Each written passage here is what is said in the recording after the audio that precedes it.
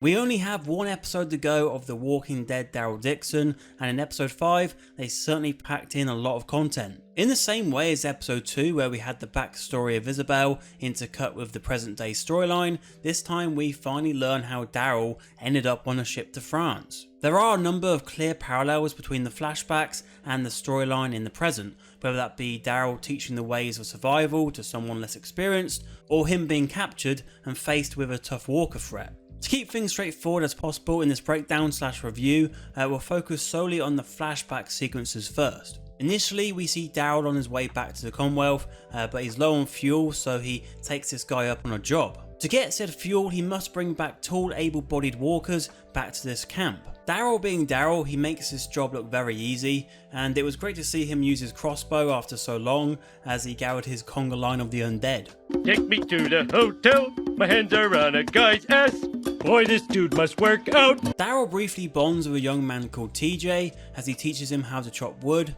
This wood then grants TJ the opportunity to go along with a group of guys on a hunt, but when they come back, he returns as a walker, and as we learn earlier in the episode, fresh ones are worth more. Daryl notices rope burns on his neck and understands that he was killed on this hunt by the group, so he decides to punch the leader, Juno. There is a no fighting rule in this camp, so the two of them get locked up on a ship to France with a bunch of guys and are basically ready meals for the walkers being transported. Now unless I missed something, I'm not completely sure why they are moving walkers all the way from America to France, instead of some countries nearby, because we're in a world here with limited resources, so why are they going that far out? Anyway, back on the ship, Daryl and Juno team up to escape, but Juno gets attacked by a variant walker, and like a kid finding Christmas presents under the tree, he gets absolutely ripped to shreds. Even a fire extinguisher to the head from Daryl doesn't keep him down, so Daryl jumps off the ship in an action movie style with an explosion going off in the background,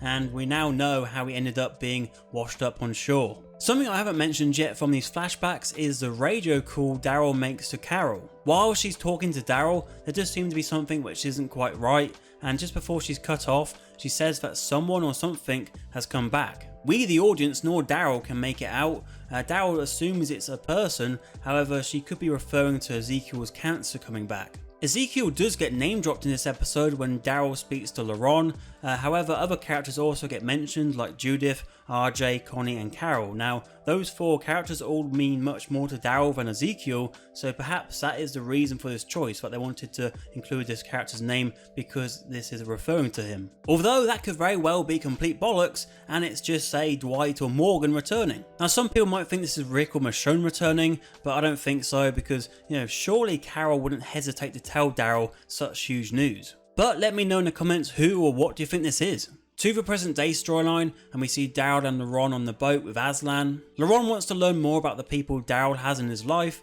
and this is where we get the names I mentioned earlier. We've already had Father Daryl, and in this episode we have Teacher Daryl as he teaches Laron how to gut a fish. Laron asks Daryl about what he believes in, and he answers by saying, "Pulling my own weight."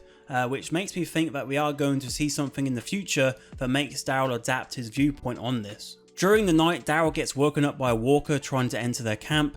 He takes care of it and then finds Aslan bleeding out on a telephone pole after a fight with walkers. I have no idea how this did not wake up Daryl in the first place, and as nice as Aslan seemed to be, dying to a telephone pole did make me laugh a little bit. In the morning, Daryl and Laron bury him, and Daryl finds out that Laron cut the boat free because everyone leaves him and he doesn't want Daryl to leave him too. Daryl is absolutely furious with Laron and really goes off on him, continuing that anger from the previous episode. We also know from the flashback that there is an urgency for Daryl to get back home, so you can understand why he's so angry that this has been delayed. Laron tells Daryl that he doesn't want to be alone, and Daryl shows empathy and apologises to Laron. While on the road, Janae's men luckily come across them. Daryl does tell Laron to make a run for it, while Daryl attempts to take them on his own. His stealth work is out the window as he gets caught straight away, and while he's being questioned about Laron's whereabouts, Laron returns so they don't hurt him, and they both get captured. Stop right there, criminal scum!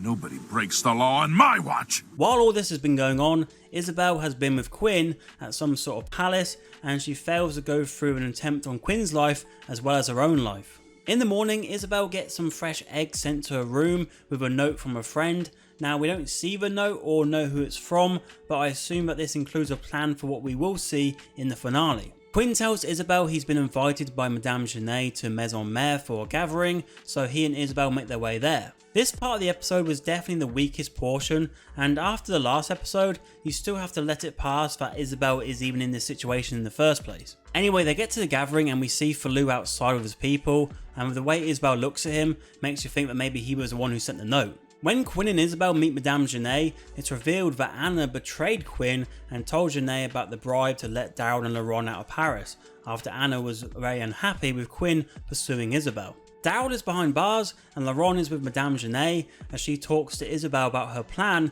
to get Laurent to stand with her and show a united front. Madame Genet addresses the people, and then those in attendance start to sing the French national anthem, which I must admit is one of the best ones. Daryl enters the arena below, and all of this did kind of remind me of the whole Lord Farquaad moment. Some of you may die, but it's a sacrifice I am willing to make.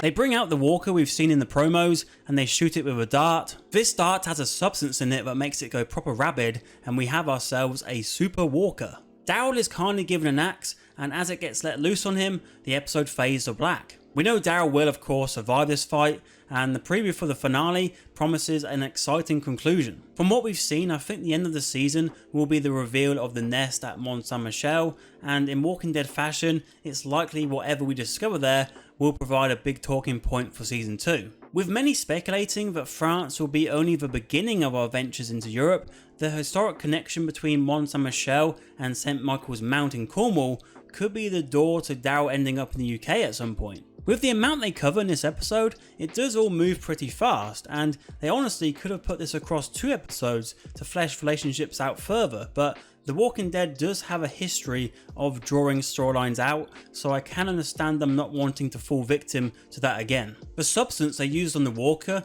can now be used as a way to weaponize the Walkers, and so an army of undead in this form will be very powerful in conflict, and I do think we will get these Walkers on a larger scale for some battles in the future. With only the finale to go, I must say I have enjoyed this show much more than I thought I would. There are still many questionable moments if you stop to think about them, but there's been enough positives for me to enjoy the episodes and overlook the negatives. So what do you think of this episode, and how do you think season 1 will finish? Let me know down below, and if you want to watch another video, on screen is one that YouTube has picked out just for you.